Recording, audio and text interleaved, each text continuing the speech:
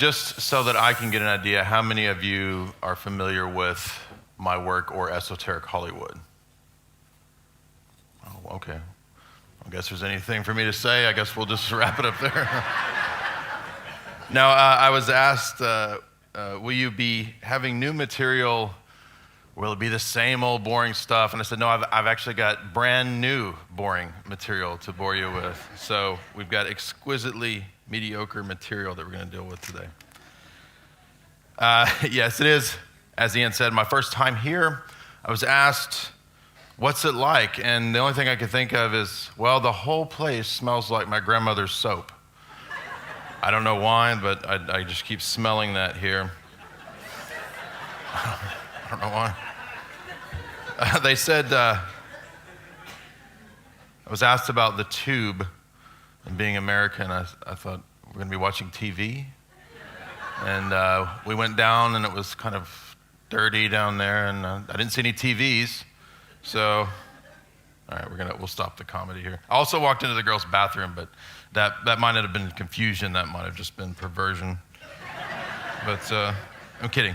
So we're not going to be talking about what's in the book. This is all new. A lot of this be in my new book, Esoteric Hollywood 2, the sequel. And Hollywood is fascinating on many levels, but it is also, as many propagandists have explicitly stated, the most powerful tool for propaganda in the world. That's actually a quote from Mr. Edward Bernays. So what we're going to do is we're going to look at the idea of, is there proof, is there academic sources and evidence for collusion between the Pentagon, military intelligence, and so forth, and Hollywood? And what does that lead us to? Can we then project from there, if we look at older science fiction, if we look at the messages, the coding that was put into older science fiction, does that actually tell us what's to come in the future? I think when we look back to, say, H.G. Wells, older films, Metropolis, we're actually going to see that films long ago were predicting what would happen 10, 20, 50 years in the future. And then by extension, I think we can extrapolate that today's mediocre films, most of the time, are also going to be extrapolating or projecting what we'll see in the future. So we want to start.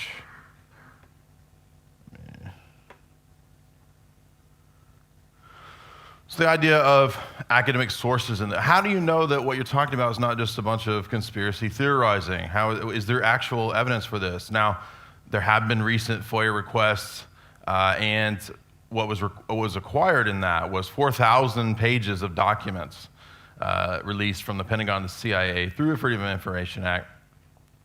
And these documents, for the first time, demonstrate the paper proof that the government has worked behind the scenes on over 800 major films and more than 1,000 titles. However, guess what? It's way more than that. That's just what these documents mention, and I think they were fairly recent examples. So alongside the massive scale of these operations was a book, National Security Cinema, somewhat similar to my book. Mine's much better, by the way. But a similar influence is exerted in examples of things that you wouldn't expect. So you might think, oh, well, if you're going to see something about military operations or something like that, that would be something perfect for recruitment propaganda. But actually what we find out is that it's not just the things that you would expect. It's the bizarre. It's things that you wouldn't expect. It's Cupcake Wars, right? Which is this ridiculous American TV show about making cupcakes and these chefs battle between throwing cupcakes. It's ridiculous. But why would the military why would the CIA want to have embedded messages in something ridiculous like Cupcake Wars? Well, and that's the answer is quite simple, and it's that most of the time intelligence agencies are not involved with what we might think they're involved with, right? They're involved with culture. Especially in the US, we have the idea of culture creation.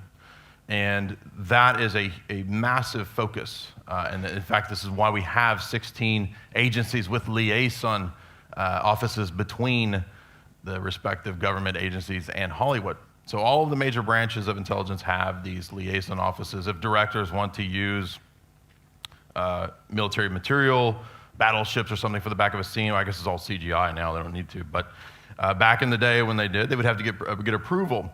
But what we find is that when I was doing my dissertation, my thesis on this, I found that the deeper that you go into this, you find that it blows your mind. It's a real rabbit hole of its own. It's not just whispering between agencies and getting permission. We find that this has actually been studied on an academic level.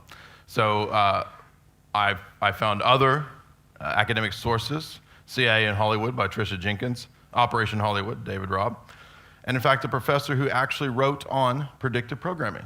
Elliot Gaines, I think of Wright University, has a famous paper that he wrote about the symbolism in Independence Day. And that it's curious that Independence Day, while prior to 9/11, had this very 9/11-ish imagery, right? It had the buildings being exploded and sort of collapsing in on themselves. And so he studied this as a semiotics professor, and what semiotics is, if you don't know, is the philosophy of signs and symbols.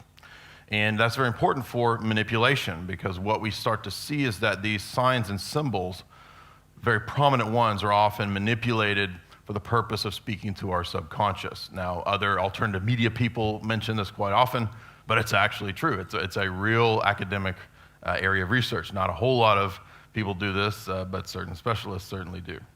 So there's also Dave McGowan's book, Weird Scenes Inside the Canyon, which is relevant because Mr. McGowan, the late, great Dave McGowan, exposed one of the most, how should I put it? One of the most important film studios that no one knew about.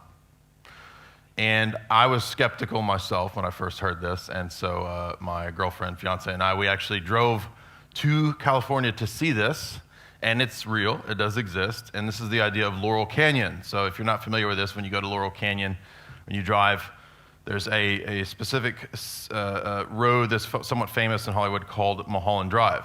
All right, this is a David Lynch film. You drive up Mulholland Drive, and there's another road that branches off called Wonderland Avenue, right? So immediately we think of Alice in Wonderland. And when you come up this very skinny road to the top of the hill, you see this very bizarre facility in the midst of a bunch of residential areas, or houses, excuse me. And this is an old Air Force base. And it's a giant facility, studios, right? It's defunct now, of course. It's the actor Jared Leto actually lives there. So he probably saw me outside. He probably thought I was a stalker. I was outside. I was snapping pictures of his yard. But there's still the remnants of the Air Force base there. Now, when I read this in Dave's book, I was skeptical. But you can actually see there's still Air Force memorabilia and whatnot over the fence. And what this leads to is the notion, as we'll see in a second, that Hollywood was not just a liaison, right, to the CIA in more recent times with famous individuals like Chase Brandon, Milt Bearden, two guys who are the liaisons between the CIA and Hollywood. No. This goes way, way back, right? In fact, I think it's the Brits that gave us this idea, because Graham Greene was doing this many years ago, right around the time of World War I. He was writing messages into his fiction that were essentially based on reality. False flags, things like this. Ian Fleming, if you've seen my other stuff, he was notorious for this. But the thing about Laurel Canyon is that it had an underground studio, and it produced thousands and thousands of films that we don't know what they are, right? We have no idea what these films are. There's only been a few that have been found, released. We'll see one of these here in a second. A lot of propaganda films, basically. But a lot of the top Hollywood people, Walt Disney, Jimmy Stewart, right? They all had access to this studio, Marilyn Monroe, and we don't know what they did. So let me give you a taste of this idea of, this is hidden in plain sight, right? I mean, when I talk about this stuff, most of the time people are like, that's crazy. I don't think you guys are going to think it's crazy, but people say, this is nuts. You think that this is some control mechanism, and there's all these Hollywood CIA, et cetera. Well, I'm going to give you our friend Ben here, Ben Affleck, in a Guardian interview. He tells us exactly what happened. Powerful it is, from political theater to the way we kind of communicate to our children, to the way that we inspire people, you know. And it's interesting that Hollywood and the clandestine services are both spend most of their time convincing people that something that's not true is in fact true. You don't have a better bad idea than this? This is the best bad idea we have, sir. By far.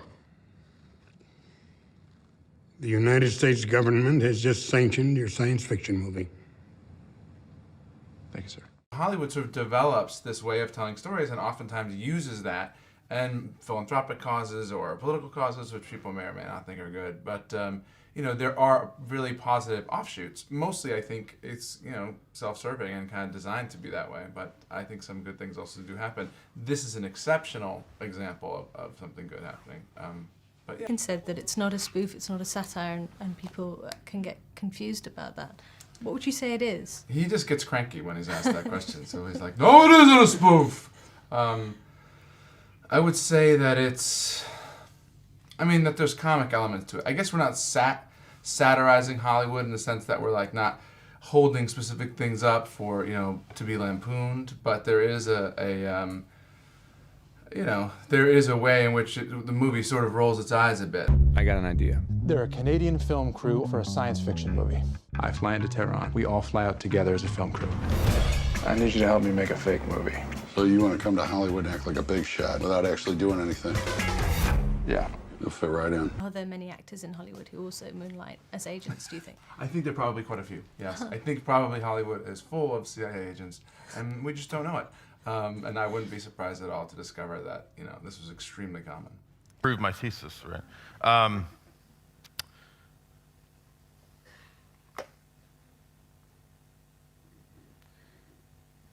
that's not. No. We don't.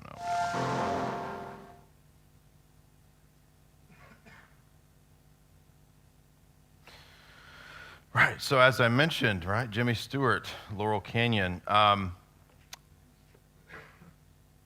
to the secret Air Force production facilities, right? We mentioned Cary Grant, Marilyn Monroe, Walt Disney, all had top secret clearance. And you'll notice there is Miss Monroe's Department of Defense badge there, if you haven't seen that. So it wasn't just her USO tour. If you don't know what the USO is, that was the American GIs that would do. They would have the women and people do dances and routines, Bob Hope, right, comedy. But the reason that we want to look at this is that someone found archived footage of what was produced at Laurel Canyon. One of the things that was produced, by the way, was the atomic bomb footage. This was all done in at the time, the most advanced Hollywood imagery. But you're going to see that this is the level of the propaganda, right? This is, again, the highest level of clearance. And we're going to see who had this. Well, here, in one of our projection rooms, let's have a seat and take a brief look at some of our typical accomplishments. The Air Force Missile Mission, starring Jimmy Stewart, produced and photographed here at Lookout Mountain to explain weapons and policy, to show how both planes and missiles are needed for our defense. Newscaster Walter Cronkite introduced and narrated another of our films, Alert in the Pacific, showing how and where the Air Force is deployed.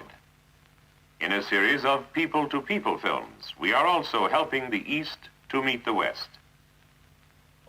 A film entitled Blood Brothers, produced to help explain Philippine culture to American servicemen, was introduced by Ambassador Romulo. This portion of the film was shot on the beach in Manila. The local fire department produced the rain, a Navy landing craft created the waves, an Air Force helicopter produced the wind, the Marines supplied the amphibian duck, American and Philippine actors played the parts, and Lookout Mountain technicians directed the action. So you'll see that even back at this time, it was normative for there to be an inexplicably intertwined link between the government and Hollywood. So this is not new. But it's not new to the 50s either. Every time I play a video, I can't go to the next one. There we go. Right. The idea of transhumanism is what we're going to be talking about. but I wanted to first lay the groundwork for the idea that Hollywood does not operate independent from the CIA and the Pentagon. Now, what if we go back further? What if we go back to films like Metropolis? Well, Metropolis is fascinating because you have an artistic rendering of German expressionism, which influenced filmmaker Fritz Lang to produce. It was one of the first films to produce or use the imagery of the satanic. So technology and black magic coalesce here into an alchemical concoction where the workers in the film's narrative are displaced by machines and corporate elites living like gods. Shelley's Frankenstein is conceived of as also being fulfilled here. And it also echoes an older 1915 film of The Golem, right? And what we're going to see is I brought a test case scenario of globalist Jacques Attali. If you don't know who Jacques Attali is, he's the essentially the French version of like a Brzezinski or a Kissinger, right? He's the technocrat of France, the mentor to Mitterrand and Macron. And he's a rabid globalist, and he's going to tell us everything in his book and make it all come together. But I wanted to mention, though, I wanted to make clear that we go back to the 20s here, right? This is the 20s, 1915, the 20s, right? And we've got through the idea of black magic and alchemy, essentially the creation, right, of the golem, of the android, right? How in the world was this known in 1927? Well, we can go to the golem and say, well, this is roughly the idea of the Jewish mystical Kabbalistic tradition that a soulless being that's essentially clay and electricity could be used as your slave, right? And you think, well, that's just science fiction. That's ridiculous. No, actually, Mr. Attali is going to explicitly tell us that what's being made is the golem, as we'll see. The shape of things to come. Now, H.G. Wells is probably the most effective, maybe you could argue, propagandist in history. Mr. Wells designed the propaganda posters for World War I, where you have the Huns, right? The demonization of anyone Eurasian, Germanic, et cetera. The idea of demonizing people through propaganda posters came from our friend H.G. Wells. Now, Mr. Wells was a self-avowed Marxist, very, very intently so. And what's interesting about this book is in 1936, he was 1 year off, right? He predicted World War II. Now, the film was brought to the screen by Sir Alexander Korda. And he's interesting because he's the first filmmaker to be knighted. Now, he was involved with this group of people known as the Irregulars. If you've seen my Fleming stuff, then you know about that. That was basically a group of spies, Noel Coward, et cetera, who came to the U.S., Ian Fleming, and they convinced the government, the establishment, sort of agents of change, to be involved in World War II. So there was at that time, America First movement, which was somewhat popular, keeping to the idea of non-interventionism. But these actors shagged their way into the idea, and quite literally, I'm saying, right? This is people like Henry Booth Luce and his wife Claire Booth Luce. They essentially convinced the administration of that time to enter World War II. And what's fascinating about this book is that it's in the novel, or excuse me, the movie, it's a series of vignettes, it's a series of decades, basically, where the implementation of the global order comes to power, right? So we don't just have the ideas of technocracy, we actually have ideas of transhumanism here. So it predicts atomics, it predicts radioactive mutations and decay and so forth. Again, all before any of this had happened, right? He has geoengineering as a central aspect to how society is reorganized. The skies are all sprayed with, I think he calls it the wandering gas. So you get sprayed and you just kind of wander around, which I think is probably what we're being sprayed with, right? And it's all run by the Brotherhood, a mysterious brotherhood that runs the aerial imperium known as Wings Over the World. And they eventually face off against a group of anti-globalists. And that's a theme we're going to see in Mr. Attali here. And the anti-globalists are resolutely defeated, quite easily, actually. Because anyone who's anti-globalist, why, you're just a rube, you're an idiot, and you have nothing, right? And that's essentially what Wells does here. Is and you see this a lot, especially with someone like, I kind of think Orwell might have been trying to tell us that there's no hope, right? And I think you see that with H.G. Wells too. There's no hope, there's no point in resisting. Resistance is futile.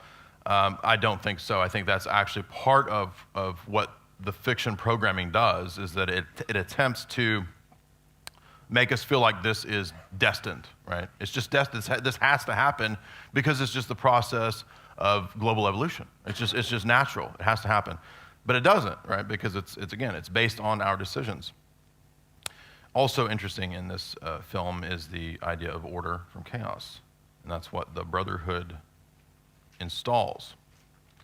Now, in 2036, every town is a futurist Disney Epcot utopia where a rebellion of anti-progressives are quite easily defeated. Man will conquer all laws of mind and matter that restrain, and that's, of course, by the glorious global leader there. That's what he pronounces. This is not like Big Brother. This is actually the rebels hack into the system, and they project their revolution message. There's your nationalist rebel leader there, which is interesting because this is, again, 1936, and we've got giant projectors, flat screen TVs, all in Mr. Wells's works. Wells, as in the rest of his fiction, wants to preempt future opposition, as I was saying, by making it ahistorical. It defies the laws of dialectical materialism.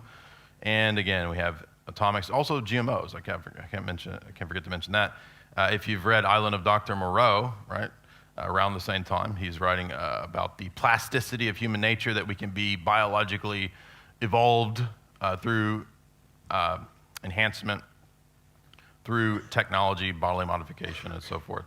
It also has the idea of a space gun, which is somewhat prior to the idea of rockets. But now this is one that a lot of people forget too, which is Disney's Epcot.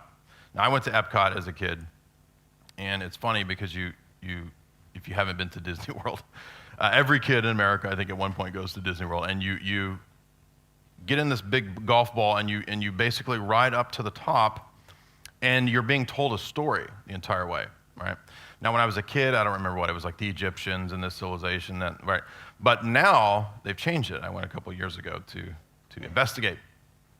Now, when you ride through, you see these phases of humanity, and there's the Egyptians and there's Babylonians, and then you come to modern day, and I'm not joking, the end of the ride is actually a little animatronic Bill Gates, and he's in his garage, as if that's how Microsoft really started, is just some guy in his basement, a nerd in his basement, just like slapping away at keys.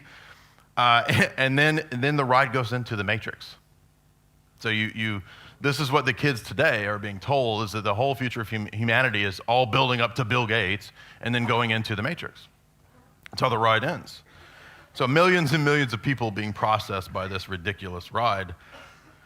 But we can't overlook that, right? Especially when the programming is targeted for children, right? Because you're always going to remember that, right? You've been given that imagery as a child. Now, what a lot of people don't know about Disneyland, though, is that Epcot was actually designed to be the smart city. It's the city of the future. And who was involved in designing this? The Department of Defense, the Siemens Corporation, and Monsanto. Have we heard of Monsanto here? Right? So back in the 60s, I think, this was being designed and laid out as your coming green austerity smart city. And it's sold to you through theme parks, Hollywood, right?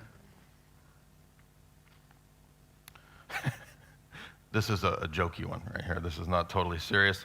Although there's a kernel of truth here, because there was an old ride that everyone saw, who's my age, called Captain EO. Now, this has since been defunct, but it was George Lucas. And what's weird about it is that Michael Jackson essentially utilizes transhumanism to defeat all the opponents of globalism and transhumanism. So in Captain EO, we have this sort of alchemical processing and transformation right around the time that Jacko got Bizarro. Jacko is essentially created himself, I think, in a test tube. That's a joke, by the way, if anyone would like to laugh. And to quote Jacko, he, shamo, shamo. We can't forget Star Trek in this narrative. Star Trek is, of course, the creation of Gene Roddenberry, rabid globalist. And Star Trek was actually created with consultation from the Rand Corporation. So there's always been this symbiotic relationship between creative consultants, science fiction, fiction authors, and military-industrial complex, right? If you're not familiar with the Rand Corporation, Alex Abea's book, Soldiers of Reason, is a great one to read, where it's essentially the foremost think tank that has designed the future for the U.S., especially, right? This comes out of the Cold War. It's an Air Force creation. And they base their decisions on what's called game theory, rational choice theory. But for Star Trek, we have the world being consciously prepared for what Jacques Attali calls nomadic devices, and we're going to see what that is here in a minute. We also have the familiarization of the character of Data, artificial intelligence, right? And Star Trek is a global federation, right? Every race, every group, every tribal collective is held accountable to this dictum of the Prime Directive. Now, nobody ever explains why everybody has to agree to the Prime Directive. It's just assumed, well, it's because it's the best way to do it, right? But what I think is fascinating about the character Roddenberry is that he would say he was this radical atheist, this radical materialist, yet he's also running in a lot of groups who are rabid occultists, right? He's running with characters who are self-consciously Luciferian. And at times he would even make statements about the idea of transhumanism, that mankind will essentially, through technology, evolve beyond his limitations. But this can only be done through mass depopulation and so forth. So he's very, very Malthusian. And you see all of this in Star Trek, of course. The most famous recent villain, of course, in Star Trek are the Borg. And you think, well, the Borg are the bad guys, right? Well, Mr. Attali, in his book, is actually going to say that when the global brain is created, as he calls it, the global golem, you will not be allowed to opt out. There's no opting out of that. And so the Borg now are the good guys, according to Mr. Attali. One of my favorite shows, The Prisoner. I'm sure many of you are familiar with The Prisoner. There's one episode in particular that I found relevant, which is The General. And if you remember that episode, it is the highly sophisticated mind control apparatus that happens through flicker rates and wireless signals through TV, right? So who is the General? Who's the General? I'm going to spoil it for you. What the General does is put everyone into an alpha state. We've heard this mentioned already in previous lectures yesterday. This alpha state, the lowest, most suggestible state of brain activity, the General behind this manipulation is an AI supercomputer. And by the end, of course, number 6 outsmarts it by asking the cunning question, why? Now, the global brain in this situation here is able to answer and solve every question given to it. But it can't answer the question, why? And that's because if we think about it, and this is one of the arguments I'm going to make about how AI, I don't believe, will ever be conscious. Of course, you can manipulate the definitions of terms like conscious to make it anything you want. But in the classical sense, in the same way that we mean humans are conscious, I don't think it will be conscious, precisely because all it can do is remain within a kind of isomorphic loop. It can never get out of a Gödelian loop, as we might call it. And it can only do what it's programmed to do. And so at that point, why, right, which science is generally concerned with the questions of how, a question like why, meaning, right, can never be answered by something that's a computer. A machine can never give a why. Why is a question of the human domain. A couple other things that should be mentioned too in relationship to Hollywood promotion of transhumanism. Star Trek 3 is interesting because Genesis involves the terraforming of a planet. Spock comes back from the dead. So the idea of some form of regeneration, right? And then the Frank Herbert novel Dune. Dune is interesting because it included back in the 60s the idea of terraforming through geoengineering. Again, I think we're experiencing terraforming through geoengineering now.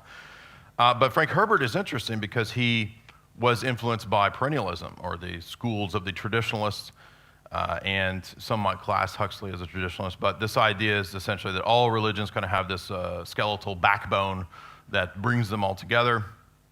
And he wrote this into his novel and included, again, these ideas of mind control, of geoengineering, and a lot of aspects of transhumanism.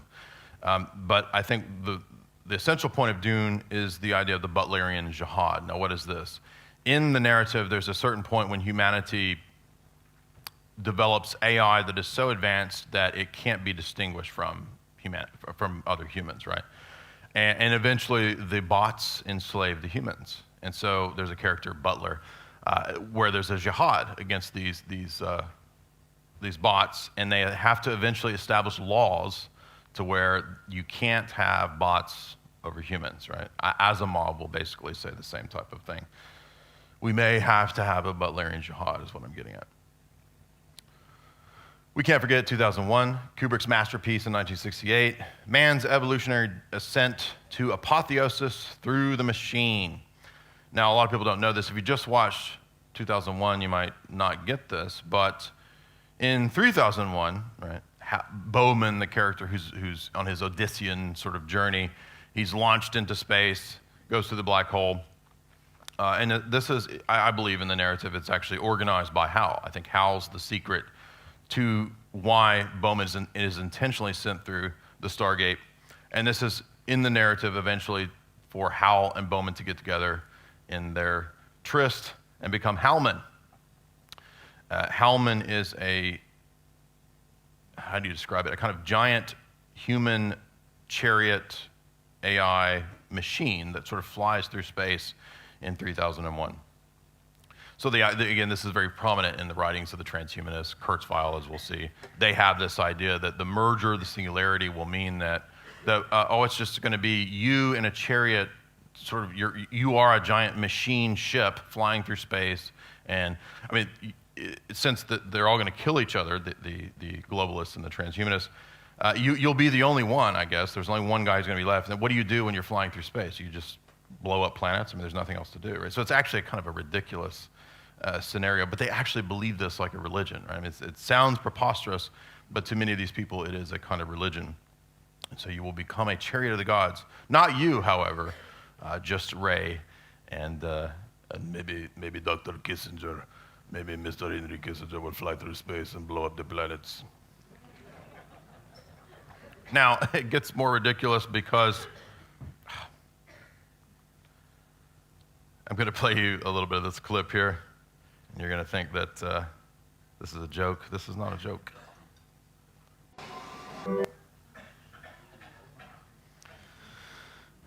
Now, why did I play that? You think, well, maybe the domain of religion will at least be safe from this creeping terror here. No, actually, in Germany, robot priests will hear your confession.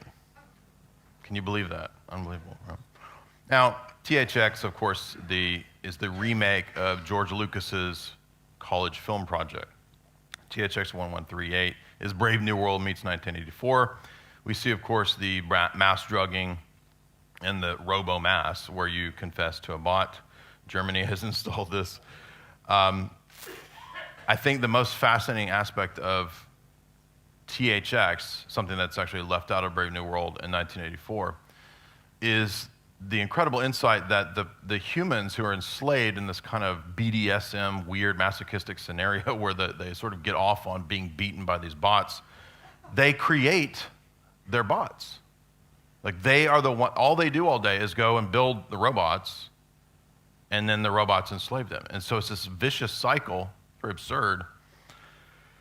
And of course, if you've seen it, the film ends with him escaping in a sort of allegory of the cave scenario, right? He gets out of the underground, it's a giant underground facility, underground base, and he sees the sunlight, which is exactly what Socrates discusses in Plato's famous work. This is a dumb one, by the way. Where is that George Lucas, by the way? Why did we get this, right? George Lucas can make these great films, and then we get this. And this is just for pleasure here, Agent Mulder with Jar Jar. It's one of the worst things of all time. So George Lucas had to have been cloned or something by the Illuminati, right? There's no other way to explain this. Another classic. Amazing, the level of foresight, prescience in this film by John Borman. You have, of course, the AI temple at the center of the realm of the gods, these sort of Elysian fields here. And it allows them to regenerate. It grants immortality, this temple. But it produces in the elites complete apathy. They don't care about anything. Completely apathetic. Zed, the Sean Connery underwear character of the entire film, he's in his underwear. Quite literally. He stages a revolution, and we find that man's history begins anew in this sort of cyclical process. And it starts over with a new Adam and Eve, and they want death, right? So I don't agree with the idea that death is necessarily a good thing. We don't want to celebrate mortality and death. That's an unfortunate aspect of the film. And so it gets very Nietzschean, it's kind of nihilistic. So Nietzsche's eternal return meets the smart city, and Sean Connery and his knickers through the whole film. Right? By the way, this film includes the internet, believe it or not. In 1974, he goes on to some sort of small device that has a kind of internet, Wikipedia. Right? He looks up things on the Wikipedia. He looks up his underwear on Wikipedia. Logan's Run should be mentioned. 1976, a euthanasia eugenics state, very rabidly so, where AI determines your lifespan to be cut off at 30 years. So what's funny about this is that they have a false religion that they've created to convince everyone that you need to die at 30. It says this is great celebration, it's wonderful, and you float up into this kind of giant oven, and you're roasted. So it's a kind of death cult masked in this positive, hippie type. It's like a hippie death cult rules this. And you think, well, who's behind all this all? Well, guess what? When Logan escapes, it's AI. The whole city is a giant smart city run by an AI that enforces this oven religion. So it's a purely hedonistic society as well. And it allows for total control and total surveillance. Pleasure Dome police state, as one of my friends wrote. So Logan 6 is eventually put under a kind of mind control, sort of MK Ultra tech type thing. And he's they attempt to rid him of his identity, right? Join the board. So once again, the allegory of the cave theme. And again, this is something that Attali will say explicitly in his book as well. So we see these dystopias, and this is not technically a talk on dystopias, but many of the dystopias do have this transhumanist theme.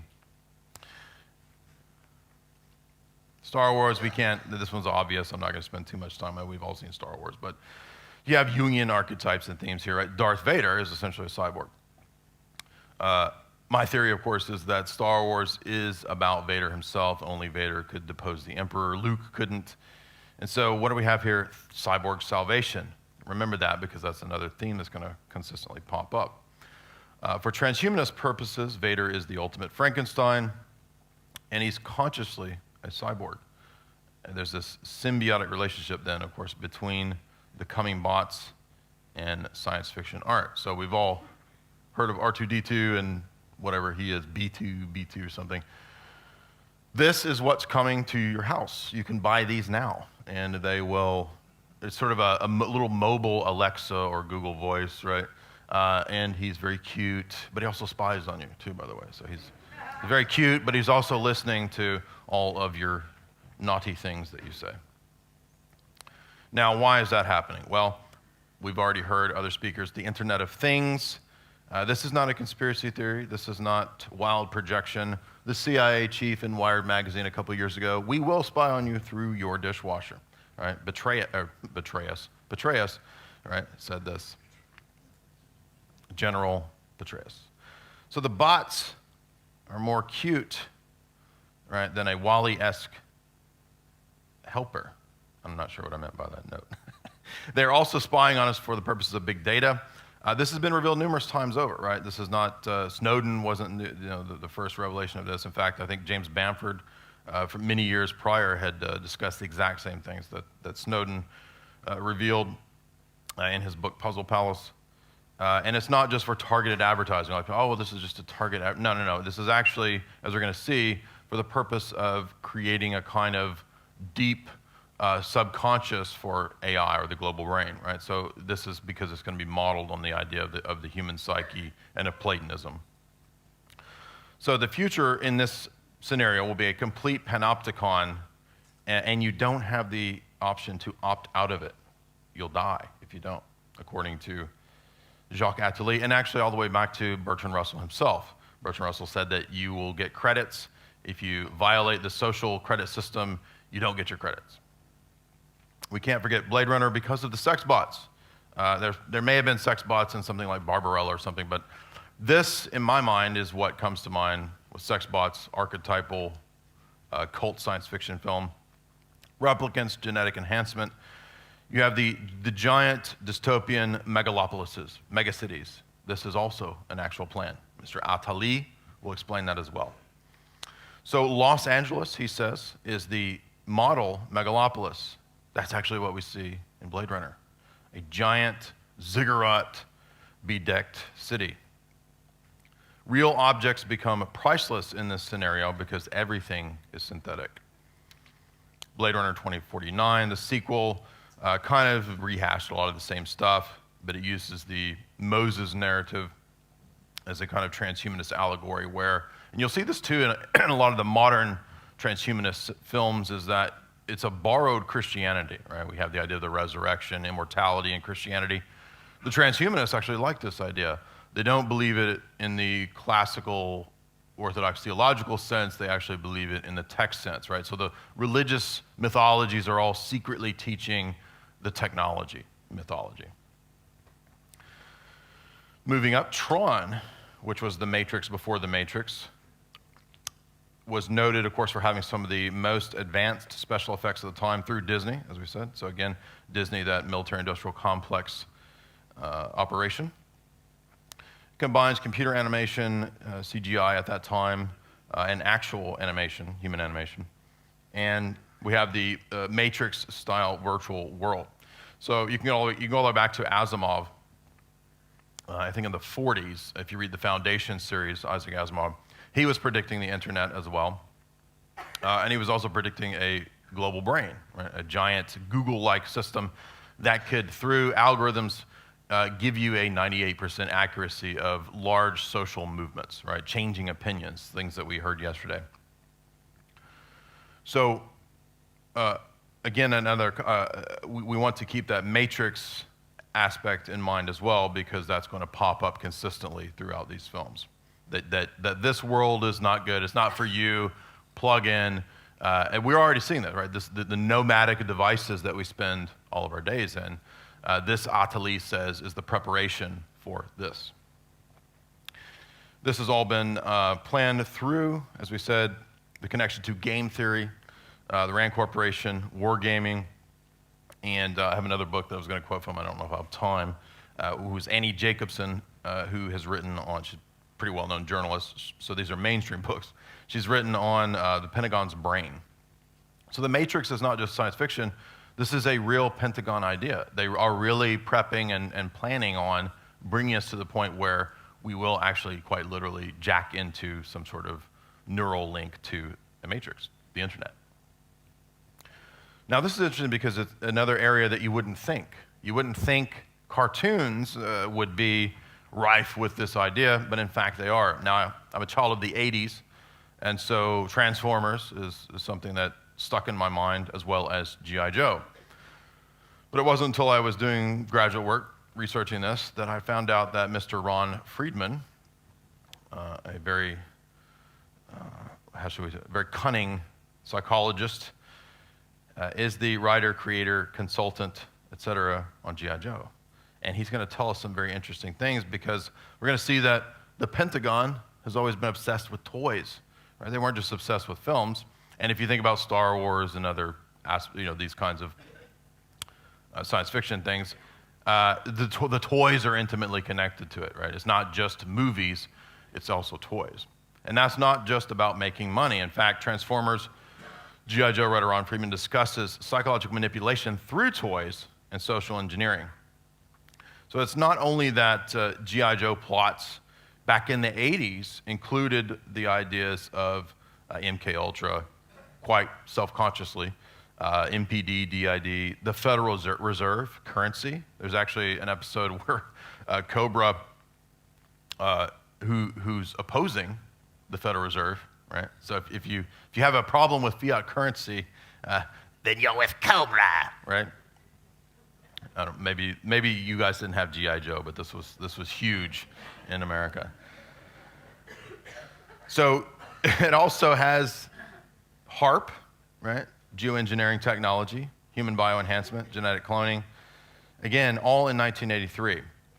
Now, around the same time, the Pentagon had developed the ICT, Institute for Creative Technologies, and they would use Hollywood conception artists, right, to come up with the idea for what super soldiers would be like in the future, right? The symbiotic relationship between Hollywood and the Pentagon.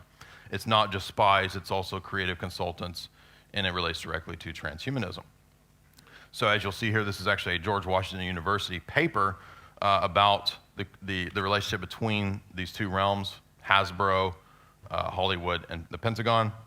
And they came up with this idea of the objective force warrior dynamic, which was given to the Army as to how to develop the super soldier. Right? Now, how you're saying that's not real, that's not real. No, actually, DARPA specifically has used military guys to test all this stuff out on, right? So the microchipping that's decades old, right? That's the old stuff. Now it's moving into nanotech, as we'll see. But we want to hear this directly from the mouth of Mr. Friedman himself, who's going to explain the relationship between Hollywood and toys. At the interview, I said, I happen to know about how children learn to identify with toys, with games, because I was selected by the provost of Carnegie Tech when I was an architect to be a participant in a study by their Department of Management, later the first school to deliver an MBA, about what makes children find that they love certain toys and certain games. How do you seduce them into buying? So I was asked if I would work with this Department of Psychology and the head of the department of the business school and see if we could figure something out. So every other day for 6 weeks, I'd show up at a lab, and the lab was just a room like this, smaller, with a one-way mirror on this side, and I'd sit on the floor, and they'd bring in kids, anywhere from 4 to 9. And they'd bring them in with board games, or they'd bring them in with toys, and they'd observe. Now, there were other people doing this, but the kids liked me better. And they liked me better because I like kids, and kids know if you like them or don't like them. So it was interesting to see what these studies had revealed. And one of the things they revealed was, first, if a kid thinks you like him or her, they will immediately like you. So a doll that talks and says hello and says the child's name is going to be endearing immediately because it acknowledges the presence of the kid. Other things that were learned was it takes time for a child to make a connection to more than one character at a time. Because if there are 3 dolls and they're all equally charming, the kid will sit there. And this is action figures or dolls. And the kid will pick the first doll that he or she might like, but that doesn't mean that's the one they're going to end up with.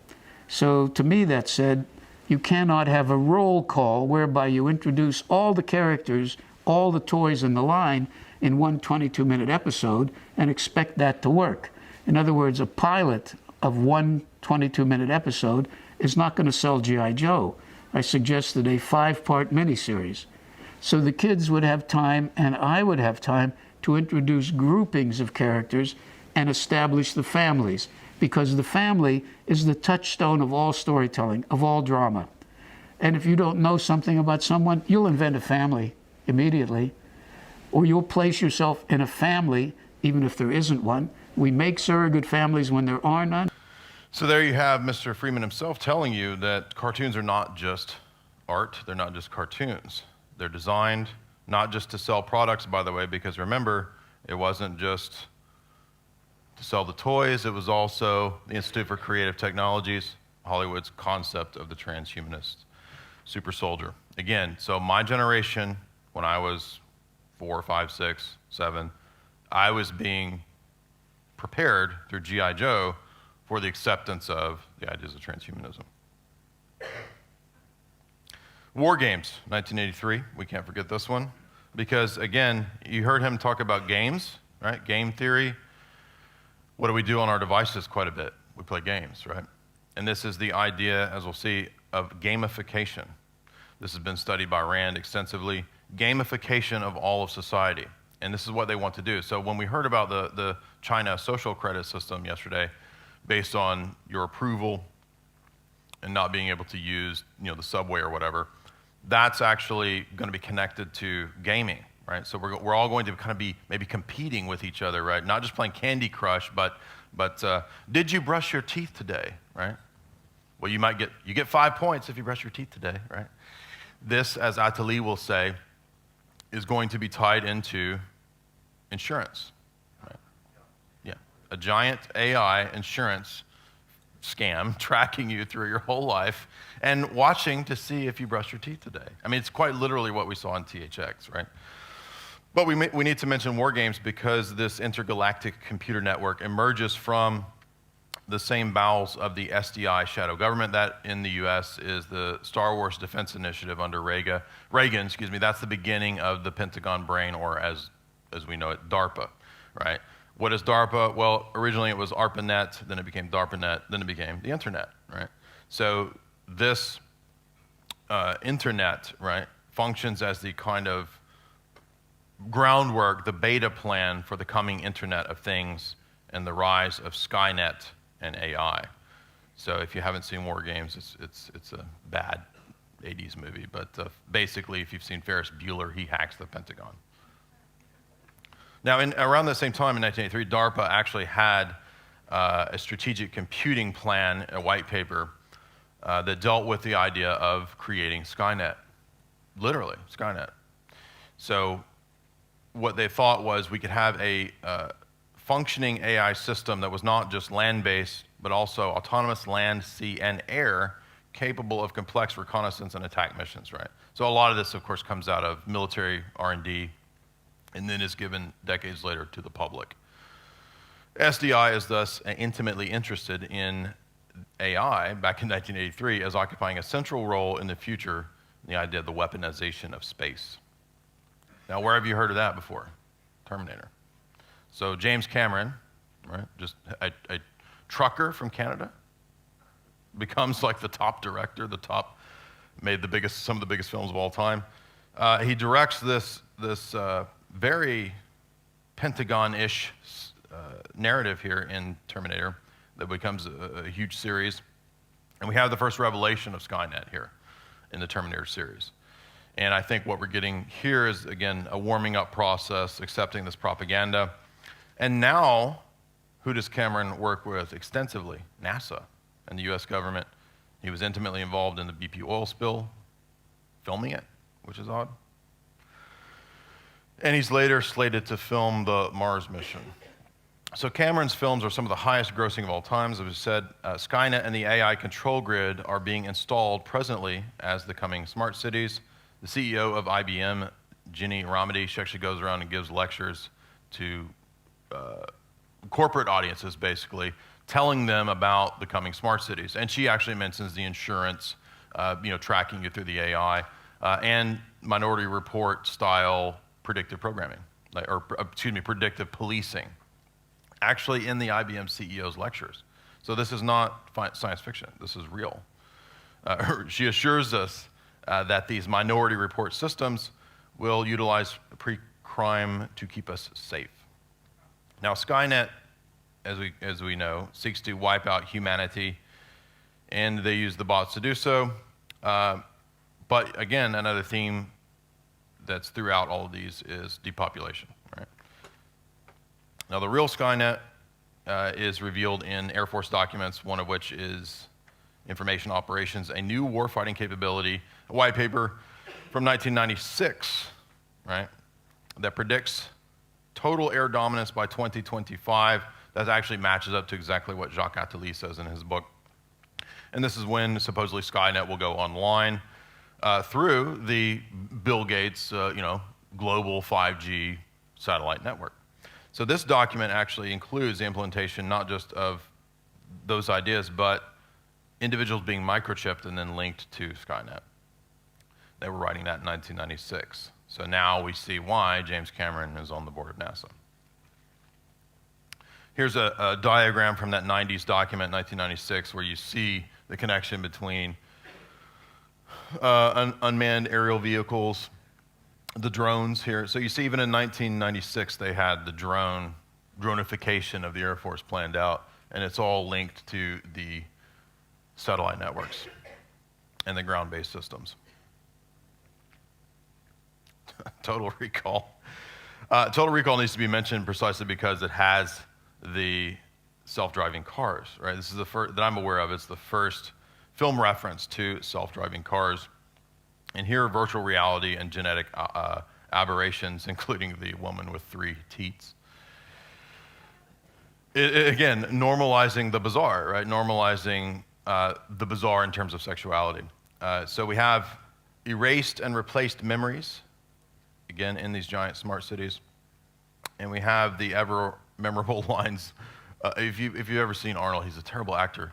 And most of the time, he just grunts. Ah! That's literally half of his lines. Or it's one word, drive, drive. So Uber, basically, Johnny Cab is Uber, right? And by the way, Uber is beginning, as you probably have seen, to implement the self-driving cars. Demolition Man, a kind of forgotten 90s sci-fi thing. I call it the social justice warrior dystopia because here you're basically reproved for saying bad words or saying something politically incorrect. You get fined, right? You get a ticket if you say a politically incorrect word. This is actually what we're seeing, right? People getting arrested, banned, deplatformed on social media, Chinese social system, right? Social credit system. But you also have the ideas of the police being genetically enhanced, being a kind of super soldier, right? And the perfectly passive snowflakes can tattletale on each other. That's funny because the other day, Facebook accidentally released their tattletale button where you can report people, and if the post has hate speech, you can tattle on them. I thought this is just like this stupid movie Demolition Man.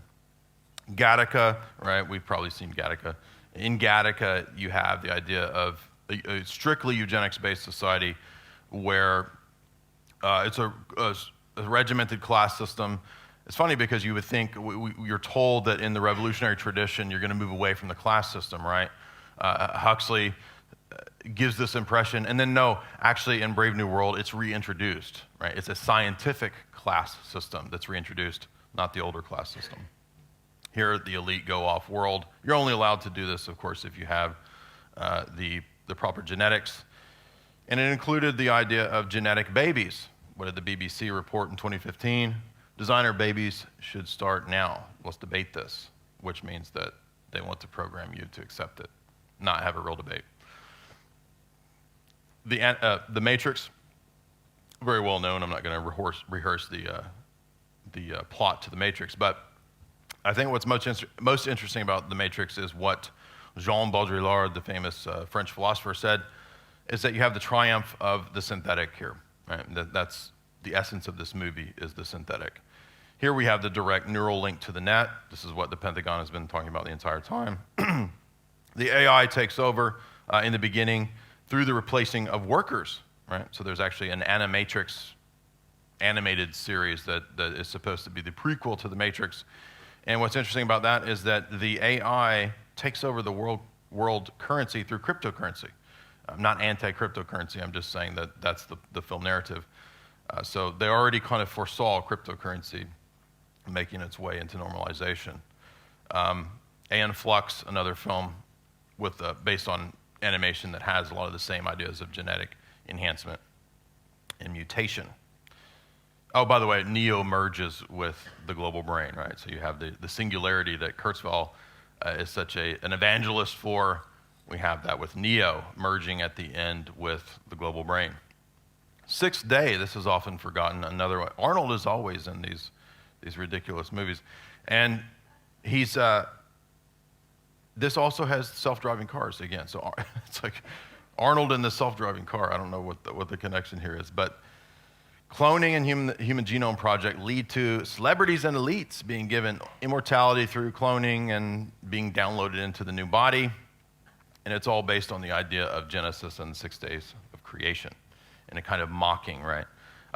Also interesting, all the food here is GMO. So back in 2000, which in the US it still wasn't normative for most of the food to be genetically modified, they were already projecting that in this near future, all food would be GMO. The dolls that the children play with are SimPals, this very creepy, ugly girl here. AI, we can't forget AI. Another Spielberg taking over from Kubrick. Here we have, again, the promotion of sex bots, a completely hedonistic dystopian society. And I mention this because one of the things that Jacques Attali says in his book, Brief History of the Future, is that the introduction of the sex bot eventually will mean the complete divorce of sexuality from reproduction and essentially the complete commodification of sexuality, right? And he has no problem with that because that's a way to control the masses, right? And this goes all the way back to Plato. Plato understood this back in his day.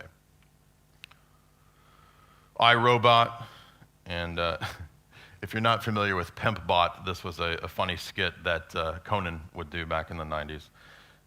But this is, again, the Asimov tale. Asimov foretells the acceptance of bots in everyday life. And I think Asimov is, again, fascinating because in his Foundation series, you have this idea of Google, right? So this is 40s, 50s. He's writing about Google and Palantir, which is a CIA shell corporation, basically being able to have predictive algorithms to not only track and trace everything, but to predict future movements. WALL-E, if you've seen WALL-E, I'm going to kind of go through these a little bit quick here because I'm getting to the end. If you've seen WALL-E, you know that kind of a positive message, but at the same time, there's a subtle green austerity that underlies this film, which doesn't make it completely wholesome, I would say. Again, the AI ends up saving humanity. Avatar, or Big Ol' Smurfs, is another way to describe this ridiculous movie. Also, right, you think, well, there's a kind of a positive message here, a pro-nature message as opposed to the tech. But no, actually, the undercurrent here is green austerity, once again. James Cameron is a huge supporter of this green austerity idea. You need to be poor, you need to have a coffin-sized apartment. The elite will live in palaces, AI palaces, by the way. Almost like the idea I was thinking on the way here. Milton Friedman, John Maynard Keynes, Milton Keynes, right? Is that dialectics? I don't know. It was just a joke. So Transcendent Man, again, Kurzweil documentary. Kurzweil is, of course, known because of the singularity. And his preaching of this as a kind of thing where, oh, we're going to merge, we're all going to merge. It's just the naturalistic process of evolution. There's a coming war he calls the Artilect War of man versus bot. That's all coming. Internet of Things, total panopticon. But the reason I mention this is because we don't think about it, but documentaries can be propaganda. They're not all just objective truth-telling, right? Fact reporting. No. This is a new gospel, is essentially what this is. Surrogates. Again, new G.I. Joe, Watchmen, Dr. Manhattan. I'm going to go through these a little bit quick. megalopolis, smart cities, and Dread. Elysium, breakaway civilization where the elite go. Again, Robo, Matt Damon, right? He saves everybody.